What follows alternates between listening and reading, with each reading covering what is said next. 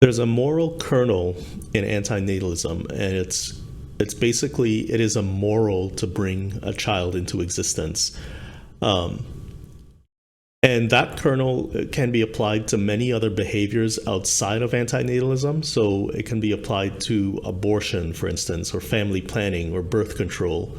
But the reason I think people get hung up on antinatalism is that that moral kernel is kind of is kind of totalizing, so it applies to every instance in which a child is brought into existence. And I think people get the idea that antinatalism is extreme.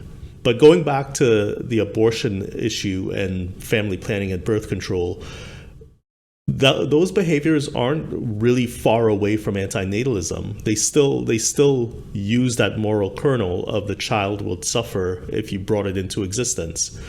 Um, if you if say a woman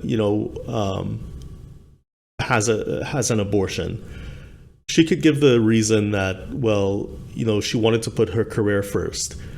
Well, if she put her career first while she had the child would suffer.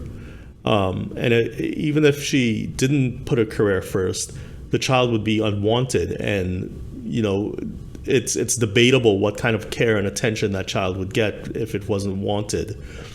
So in every case, it comes back to the child being in the way of suffering if it was brought into existence. And my point being is, these everyday behaviors like abortion, birth control, family planning, they're all adjacent to antinatalism. They're not that far off from antinatalism. So antinatalism is not, it's not that extreme. It's actually quite normal in a certain way. But I don't want to get ahead of myself. Antinatalism is totalizing, so it does spell out, the end of the human race.